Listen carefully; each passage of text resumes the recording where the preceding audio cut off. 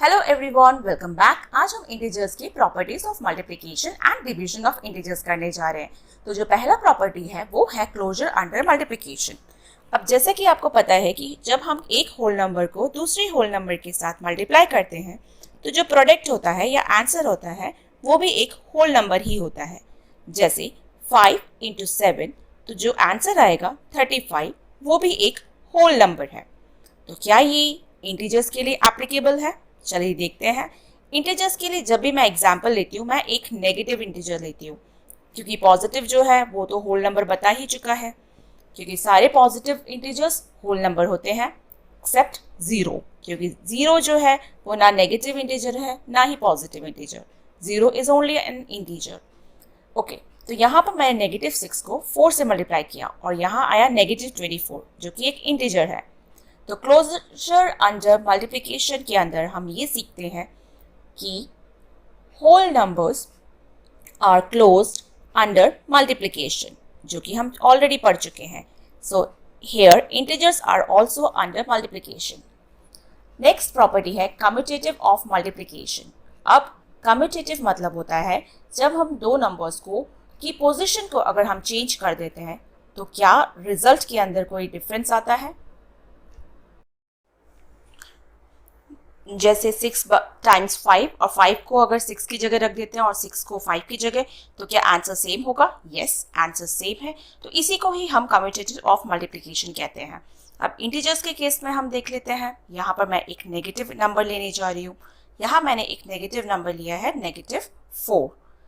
अब जब हम -4 को 3 से मल्टीप्लाई करते हैं तो आंसर नेगेटिव में आएगा, दैट इज -12। अब मैं अगर इनकी पोजीशन यानी 3 को 4 की जगह और 4 को 3 की जगह, तो क्या आंसर सेम आएगा? यस, 3 × -4 = -12 और दोनों ही आंसर सेम है। तो इसी को बोलते हैं कम्यूटेटिव प्रॉपर्टी, जहां पोजीशंस चेंज होने के बावजूद आंसर्स सेम आना चाहिए। उसी को ही हम कम्यूटेटिव प्रॉपर्टी कहते हैं। तो multiplication is commutative for whole numbers as well as multiplication is commutative for integers. Multiplication by 0, जब हम किसी भी नंबर को 0 से मल्टीप्लाई करते हैं तो आंसर 0 आता है। जैसे 5 × 0 = 0। अब जब हम इंटीजर्स के केस में देखते हैं तो आंसर क्या 0 आएगा? यस, वो हम देख सकते हैं। अगर हम किसी पॉजिटिव इंटीजर को मल्टीप्लाई करते हैं 0 से तो आंसर 0, पर क्या नेगेटिव नंबर को जब मल्टीप्लाई करते हैं 0 से तो क्या आंसर 0 आएगा? या हम उसको -0 लिखेंगे या स्पेशली पॉजिटिव 0। तो पहले ही हम पढ़ चुके हैं कि 0 is neither negative nor positive integer. तो अगर हमने -0 लिखा या पॉजिटिव 0 अलग से मेंशन किया तो वो दोनों ही गलत है, क्योंकि 0 के सामने ना नेगेटिव साइन आता है ना पॉजिटिव साइन। तो हमेशा याद रखना 0 is an integer but neither negative nor positive। तो अब हम देख सकते हैं, क्योंकि हम 0 यहाँ मल्टीप्लाई 0 से कर रहे हैं, सो मल्टीप्लिकेशन बाय 0 में है कि whole numbers when multiplied by 0 gives 0, integers when multiplied by 0 gives 0। Multiplicative identity, जब होल नंबर को 1 से मल्टीप्लाई करते हैं तो आंसर होल नंबर आता है। जैसे 6 को अगर हम मल्टीप्लाई 1 से करेंगे तो आंसर 6 आएगा। क्या इंटीजर के केस में यही आता है? ये हम चेक करते हैं। जैसे कि -6 को हमने मल्टीप्लाई किया 1 से तो आंसर आया -6। सेम ही है -6 और -1 को जब हम 1 से मल्टीप्लाई करेंगे तो भी आंसर -1 आया। सेम आंसर या इक्वल आंसर, कुछ भी कह सकते हो। तो ये हमेशा याद रखना, जब भी हम 1 से मल्टीप्लाई करते हैं कुछ किसी भी नंबर को तो सेम वही आंसर आता है। तो इंटीजर्स के केस में भी अगर हम -6 को सपोज हमने -1 से मल्टीप्लाई किया तो क्या आंसर सेम होगा? नो, बिकॉज यहाँ दोनों नेगेटिव्स कट आउट हो जाएंगे और आंसर पॉजिटिव में आएगा, दैट इज 6, और 6 इज नॉट इक्वल टू -6 या सेम नहीं है। तो हमेशा याद रखना 1 से ही मल्टीप्लाई को मल्टीप्लिकेटिव आइडेंटिटी कहते हैं, -1 नहीं, +1. So 1 is the multiplicative identity for whole numbers as well as for integers. हमने इस चैप्टर में 2 आइडेंटिटीज पढ़ी थी, एक एडिटिव आइडेंटिटीज और दूसरा मल्टीप्लिकेटिव आइडेंटिटी. अगर आपको याद हो तो एडिटिव आइडेंटिटी उसे कहते हैं जब हम किसी भी नंबर को 0 से प्लस करते हैं तो जो आंसर आता है वो सेम होता है, which is additive identity. Multiplicative identity जब हम किसी भी नंबर को 1 से मल्टीप्लाई करते हैं तो भी आंसर सेम आता है, इसी को भी हम मल्टीप्लिकेटिव आइडेंटिटी कहते हैं. जैसे एग्जांपल के तौर पे ले लेते हैं, अगर हम 7 को 0 के साथ प्लस करेंगे तो आंसर 7 आएगा, इसको हम एडिटिव आइडेंटिटी कहते हैं. अब अगर हम 6 को 1 से मल्टीप्लाई करते हैं तो आंसर 6 आएगा, which is multiplicative identity. Additive identity adding by 0 and multiplicative identity यानी मल्टीप्लाइंग बाय 1. तो ये हो गए हमारे 2 तरह के आइडेंटिटी. अब जो नेक्स्ट प्रॉपर्टी है वो है associativity for multiplication.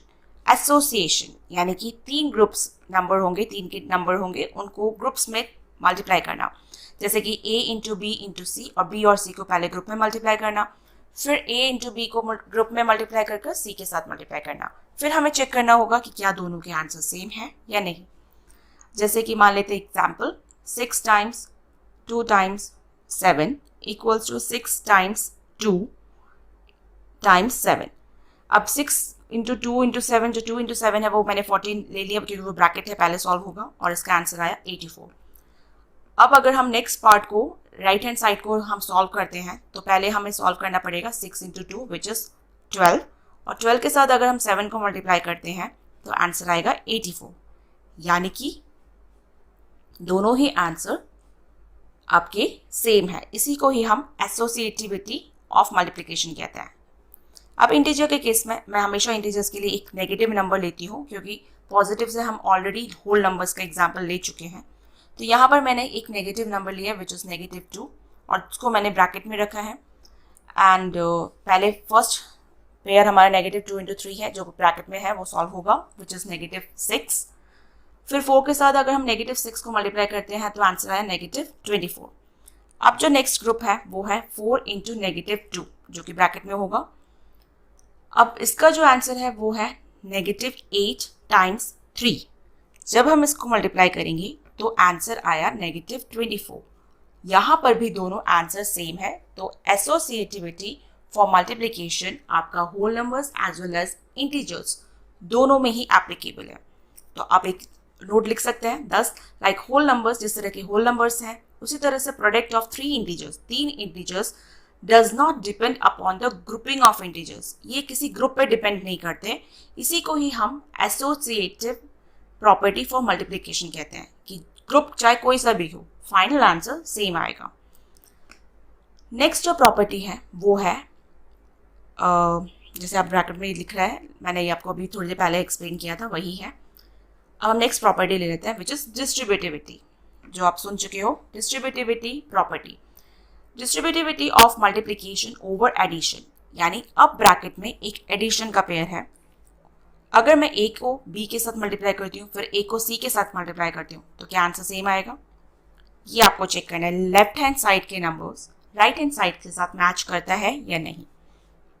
Whole number के केस में देख लेते हैं. मैं यहाँ होल नंबर का इसलिए जिक्र कर रही हूँ क्योंकि लास्ट ईयर भी आपने पढ़ा हुआ है, तो इंटीजर्स में इसकी हेल्प काफ़ी मिल जाती है. तो 7 टाइम्स 2 + 3, तो ये हो गया आपका राइट हैंड साइड में 7 टाइम्स 2 + 7 टाइम्स 3. तो ये जब हम लेफ्ट हैंड साइड का ब्रैकेट का सॉल्व करेंगे तो 2 + 3 हो जाएगा 5. तो 7 टाइम्स 5 हो गया आपका 35. और जब हम 7 टाइम्स 2 यानी हो जाएगा आपका 14 + 7 टाइम्स 3 दैट इज 21 और आंसर आया 35. दोनों ही इक्वल हैं.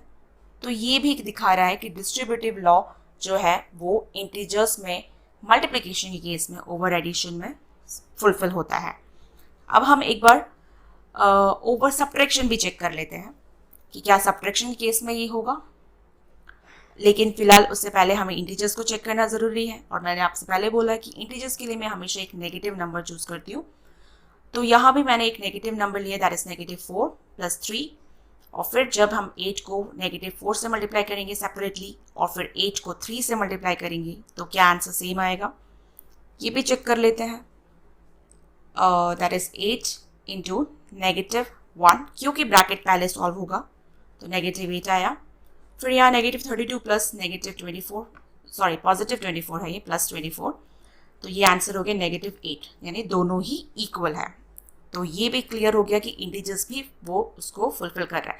अच्छा, होल नंबर्स है तो इंटीजर्स तो होगा ही obviously. Distributive property over subtraction. अब सब्ट्रैक्शन के केस में हम चेक कर लेते हैं, b - c लेंगे, कुछ नहीं है, सिर्फ वहां पर पॉजिटिव प्लस साइन की जगह माइनस साइन लगाना है। ये हो गया आपका a times b - c equals to a times b minus a times c। Whole number के केस में अगेन मैं एग्जाम्पल्स के तौर पे ले रही हूँ, आपको हमेशा एग्जाम्पल के तौर पे एक्सप्लेन करने से इजी रह जाता है, आपको याद रह जाएंगी वो प्रॉपर्टीज़ क्या होती हैं, बहुत ही इंपॉर्टेंट होता है ये चैप्टर। अच्छा, 6 times 3 - 2 into equals to 6 times 3 minus 6 times 2, तो 3 - 2 हो गया 1, और 6 टाइम्स 3 होता है 18 माइनस 12 विच इज 6, ये दोनों ही इक्वल है। तो यस, ये जो प्रॉपर्टी है वो इंटीजर्स फुलफिल कर रहा है, होल नंबर्स फुलफिल कर रहा है, दैट इज इंटीजर्स भी फुलफिल कर रहा है। अब हम नेगेटिव नंबर्स के साथ एग्जांपल में ले लेते हैं तो हमें और क्लियर हो जाता है। तो यहाँ पर हमने लिया एक negative number which is -3 - 4, that is -4, okay, minus sign लगा है यहाँ पे, एंड देन 7 टाइम्स -3 - 7 टाइम्स 4। अब जब हम इस ब्रैकेट को खोलेंगे तो ये हो गया 7 टाइम्स -7, और ये हो गया -49, और जब हम 7 को टाइम -3 से मल्टीप्लाई करेंगे विच इज -21 माइनस 28, तो दोनों सेम साइंस है, माइनस माइनस लगा हुआ है, तो दोनों ऐड हो जाएंगे विच इज 49, -49, यहाँ पर भी दोनों सेम है। तो ये हो गया आपका डिस्ट्रीब्यूटिव लॉ। ये तो था आपके मल्टीप्लिकेशन। अब ओवर डिवीजन में क्या होता है? अच्छा, डिवीजन में कुछ चीज़ें रिस्ट्रिक्टेड है, वो आप सीखोगे कैसे। फर्स्ट प्रॉपर्टी क्लोजर प्रॉपर्टी है ही, अंडर डिवीजन में आती है, इट इज़ नॉट एप्लीकेबल। आप खुद देख लीजिए, मैं आपको एग्जांपल बताती हूँ। जब दो होल नंबर्स को आपस में डिवाइड करते हैं, अगर वो आपस में डिविजिबल नहीं है तो होल नंबर आंसर नहीं आएगा, फ्रैक्शन में आंसर आ सकता है। और अगर आपका डिनोमिनेटर बड़ा और न्यूमरेटर छोटा है तो आंसर फ्रैक्शन में आएगा which is also not a whole number. तो इसलिए ये क्लोजर प्रॉपर्टी होल नंबर के लिए एप्लीकेबल नहीं है। अब जब होल नंबर के लिए एप्लीकेबल नहीं है तो क्या इंटीजर्स के लिए एप्लीकेबल है? हम बार चेक करते हैं। इंटीजर्स पे हमेशा याद रखना सिर्फ 3 तरह के नंबर्स होते हैं, पॉजिटिव इंटीजर्स, ज़ीरो और नेगेटिव इंटीजर्स। यहाँ पर भी फ्रैक्शनल नंबर या रैशनल नंबर आपके इंटीजर्स में नहीं आते हैं, तो ये आपका जो क्लोजर प्रॉपर्टी है वो एप्लीकेबल नहीं है। नेक्स्ट है कम्यूटेटिव ऑफ डिवीजन। यहाँ पर आपको पता है कि पोजीशन चेंज होने पर क्या आंसर सेम आएगा। चेक कर लीजिए, आप खुद एक एग्जांपल ले लीजिए। जैसे यहाँ लेते हैं 8 को हमने 2 से डिवाइड किया और हम जब 2 को 8 की पोजीशन पर रखते हैं तब जब आंसर आता है तो फ्रैक्शन में आंसर आता है। यहाँ पर भी दोनों इक्वल नहीं है, सेम नहीं है, तो इसको भी हम कह सकते हैं कि ये प्रॉपर्टी भी डिवीजन के लिए एप्लीकेबल नहीं है। इंटीजर्स के भी एग्जांपल ले लेते हैं। एक नेगेटिव नंबर ले लीजिए, -4 डिवाइड बाई 2 विच इज़ -2, और जब हम पोजीशन चेंज करते हैं तो आंसर आएगा -2/4 that is -1/2 which is also not equal. आपस में दोनों इक्वल नहीं है, तो ये जो प्रॉपर्टी है वो एप्लीकेबल बिल्कुल भी नहीं होती। एसोसिएटिव प्रॉपर्टी भी देख लेते हैं। होल नंबर्स के केस में एसोसिएशन बनता है या नहीं, तो 8 डिवाइड बाय 4 डिवाइड बाई 2, तो ब्रैकेट को पहले सॉल्व करना है, ठीक है। और फिर सेकेंड पार्ट में आप राइट हैंड साइड का नंबर देख लीजिए, क्या ये दोनों आपस में इक्वल आएंगे कि नहीं, एक बार चेक करने के लिए। तब आप यहाँ क्लियरली देख पा रहे दोनों का आंसर डिफरेंट है विच इज़ नॉट इक्वल, तो ये एप्लीकेबल होता नहीं है। So it is also not applicable for integers also. Integers के लिए भी एप्लीकेबल नहीं है। जो होल नंबर के लिए नहीं है वो ऐसा नहीं है कि जो होल नंबर के लिए नहीं है तो वो इंटीजर्स के लिए नहीं है, लेकिन यहाँ पर हम एक नेगेटिव ले लेते हैं। जब होल नंबर ही नहीं हो रहा तो इंटीजर्स तो हो ही नहीं सकता। तो डिस्ट्रीब्यूटिव लॉ जो है वो भी क्या कहता है, यहाँ पे चेक कर लेते हैं। यहाँ पर हमने लिया एक एग्जाम्पल एडिशन, ओवर एडिशन के लिए। तो 12 divide by 2 plus 3 that is 5, 12 divide by 5 12 by 5, और जब हम इसे सेपरेटली डिवाइड करेंगे 12 divide by 2 which is 6 and 12 divide by 3 which is 4, 6 plus 4 हो गया 10, जो कि दोनों इक्वल नहीं है। तो ये था आपका लॉज, प्रॉपर्टीज इंटीजर्स और होल नंबर्स के केसेस में। इस तरह के और वीडियोस को देखने के लिए मेरे चैनल को प्लीज़ सब्सक्राइब कीजिए।